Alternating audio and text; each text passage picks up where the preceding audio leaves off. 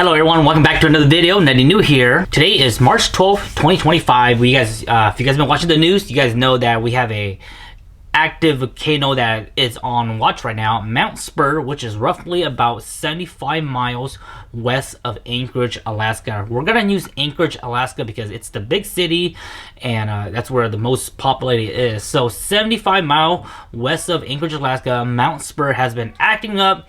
She's getting ready to blow up eventually.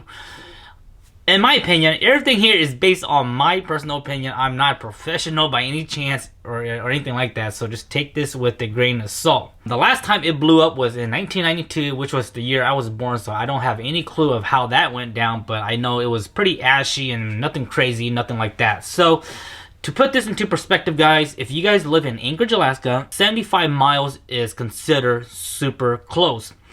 If you guys were here within the last 5 years ago when we had the wildfires in Kenai and in the town of Willow is about 72 miles north of Anchorage. And when Willow was getting those wildfires, you guys recall how much smoke we had in Anchorage, all the smoke of fire burning and etc, etc. So Mount Spurr is not far, guys. It's considered really close. Now, if it does blow up, you know, it's not the end of the world. We're not gonna get burned by lava or anything like that. We're just most likely gonna see a bunch of ashes, in my opinion. So in today's video, I did a little note here, and I want to share some of my notes with you guys on how to prepare for a volcano eruption. Now, I personally I've never lived through one. I don't have any experience, but in my opinion, this is what I would do if I was going to get prepared for a volcano eruption. If this volcano does erupt, obviously you want to do these preparation before it, or else you're going to be running to the store, fighting with crowd, chaos, and all that fun stuff. So let's go ahead and break it down here. I did went ahead and break down my list into individuals like personal, shelter, transportation, communication, etc, etc. So we're gonna go through this list, and again, this is just my personal list. You guys can add onto this list. If you guys have anything, leave it down in the comment section below. So the first thing we want to take care is personal health. Each individual, you guys know your own health, personal health, so you got to take care of yourself first before you can take care of anything or anyone.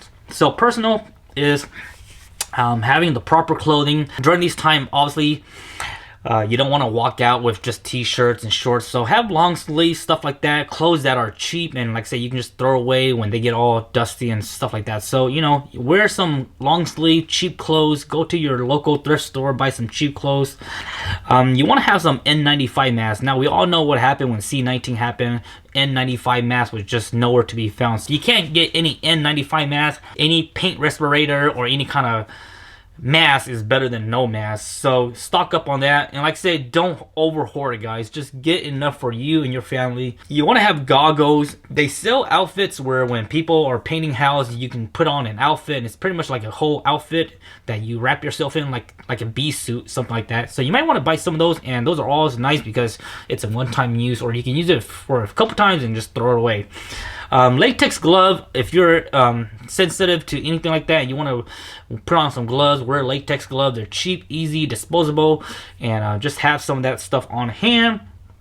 I think another thing to have was one-time slippers. You guys know when you walk into somebody's house or some kind of place and they want you to put on some one-time slippers where they just wraps around your shoes, you might want to get some of those, dispose it. So it might be a good time to order this online or find them locally. This is personal preference for everyone. If you take medications or you need medications or any kind of pills or drugs like that, you might want to stock up on that. During these times, you might not be able to find it at the local stores or anything like that.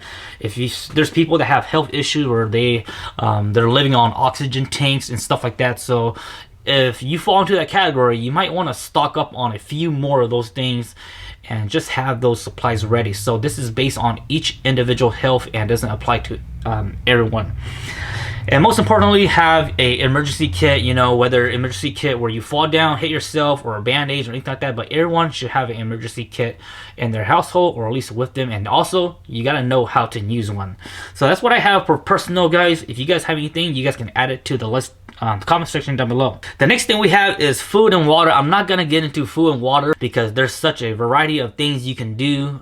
So just know the basic stuff of what you like, what you need. But for the most part, have food and water, bottled waters, jugs of water, anything like that, because I think during this time you might not be able to rely on the city water. In case the city water gets contaminated by the ash or whatever the case may be, you might want to stock on food and water. So that's up to you guys to decide. Just be prepared for that.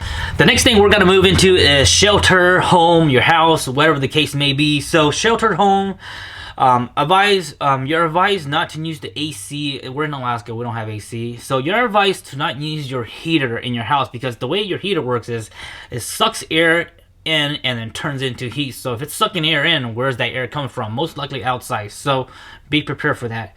If you do have to use your home heater, know how to change your furnace air filter, know what size it is, and have extra on hand. Always have extra on hand.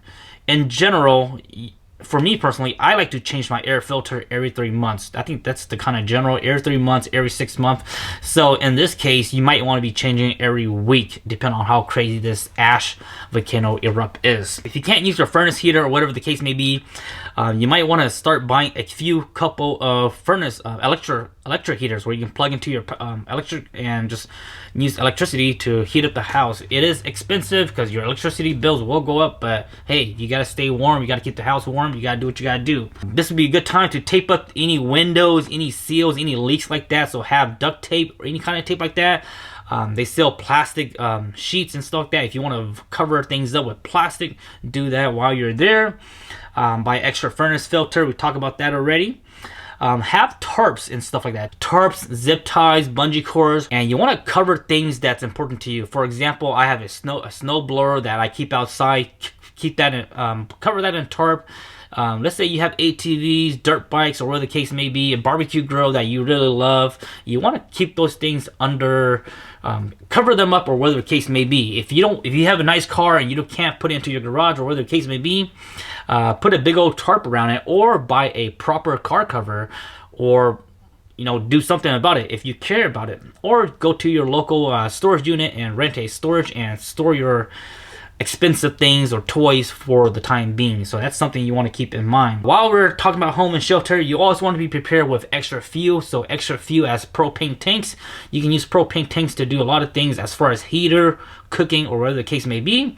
Have extra fuel, gasoline or diesel, in case the gas station goes down or whatever the case may be. And like I say, another thing to have is, I think everyone should have this in Alaska. Everyone should at least own a generator, because the generator comes in handy whenever we have a power outage, whether it's a volcano, earthquake, or most of the time it's always the wind. So whenever we get any kind of windstorm here in Alaska, there's always bound to be a power outage for at least 3-4 hours, maybe 12 hours at the most. So everyone should have a generator, and on top of that, you need to have extension cords, surge protector, and things like that. And we also need to have battery operated flashlight, rechargeable flashlight, whatever the case may be. That's always good. Power banks to recharge your phones. That's always good to have. And then on top of that, extra batteries. Know what kind of batteries you want to have for each different equipment and stuff like that. Next thing we're going to move down to is transportation, guys. Everybody need to go somewhere. Everyone needs to be somewhere. So when this thing happens, according to the expert, you're advised to not drive as much as possible. So as far as transportation goes, I'm gonna recommend use public transportation if you can. Whether that's the city bus, Uber, or Lyft. Hey, at least somebody's car is getting messed up and not yours, right? Avoid driving your car. If you have to go places, let's say you need to go to the store that's maybe a couple blocks down the road, a couple streets down the road. Hey, maybe it might be a good time to have a bicycle or an electric scooter or something like that. If you do have to drive, the most important thing is you need to have extra air filter for your vehicle. Your vehicle is just like a body. It needs to breathe in air for it to function properly. So have extra air filter, and on top of that, a lot of new cars, they have a cabin air filter, and that's a filter that's inside of the vehicle, and you need to learn how to recirculate the air. So for example, when you're using your heater, it blows hot air, or it takes the air from the outside and then turns it into heat. when you recirculate it, you're recirculating the air or the heat that's already inside the vehicle, and that's where the cabin air filter comes into play. So have your engine air filter and your cabin air filter extra. I would say like maybe 2, 3, 5 of them, and then just keep your receipts. Once this whole thing's over, you can go ahead and refund them. This might not be necessary, but I put a leaf blower. If you have a leaf blower, that might be a good time to have. Maybe you can blow the ashes or whatever the case may be away from your windshield or stuff like that. You're advised to not use your windshield wipers because the ash are pretty abrasive and can ruin your windshield and stuff like that. And just be careful about that. And then on top of transportation, you always want to keep your fluids filled up. You know, keep all your fluids topped up. Good engine oil, windshield wiper fluid, gas tank. Always keep, me personally, I always keep all my vehicles at full tank or at least more than half tank. I never let my vehicles go down below half tank. I think that's a general thing to get in the habit of, because you know, you never know when things happen.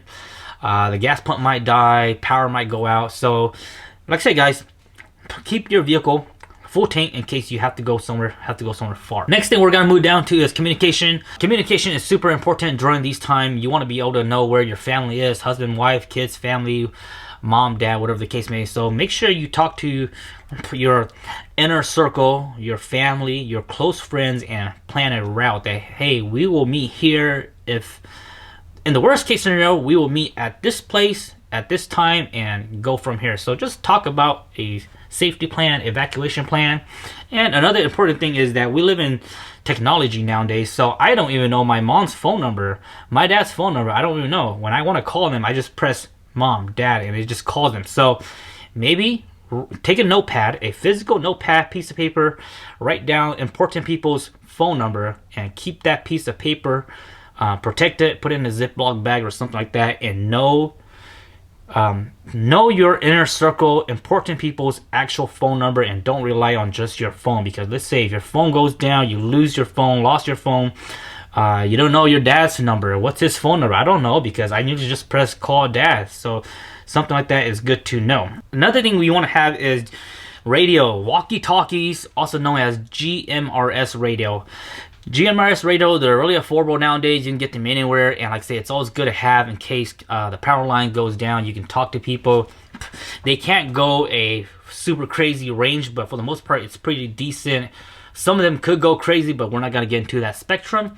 But get a GMRS radio and stuff like that. GMRS radio, you're supposed to have a license to use it, but during an emergency, you do not need a license. And usually when something like this happens, a natural disaster, everyone is allowed to use these radios. They're super fun, super easy, and it's a good way to keep in touch with everyone. Stay in touch with your local neighbor, guys. I don't know if you have beef with your neighbors or whatever the case may be, but get to know your neighbors.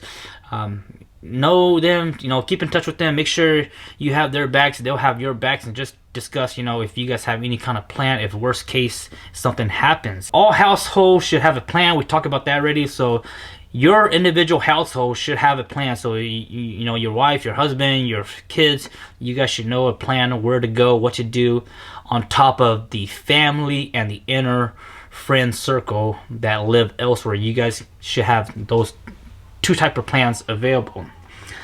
So that's what I have for now. Some things to keep in mind is, you know, transportation might be limited. They might close down public transportation and stuff like that. I don't know if it's gonna affect the shipping cargo. So if it does affect the shipping cargo, where they can't get food and stuff like that into Alaska, then, you know, we run into a shortage, which can get pretty crazy. I don't know if that's possible, but I'm saying it could be possible. But those are some things to keep in mind. During these eruptions, I heard people say that earthquakes are possible, so we don't know. Like I say, anything can happen, so you just want to be prepared for these kind of things. Now, keep in mind, guys, this video is not to scare you guys. It's just to get you guys ready for something. And like I say, I don't think it's going to be a big deal, but if it does blow up, we will be messing with some ashes and stuff like that, and people just need to stay calm and be prepared. Now, of course, the official news and official media, they're not going to tell you to get out there and do it right now and all that fun stuff. They're not going to tell you when this thing's going to blow up, because I'm sure they don't want to be responsible for a panic. So just be like I said, guys, just be prepared, and just be prepared for these simple things in case something does happen. Now, in my opinion, I think the volcano, the Mount Spurr, will erupt. We don't know when, but it will do it sometime. Maybe it might just be a small one and we just over panic, which is fine. It's totally fine.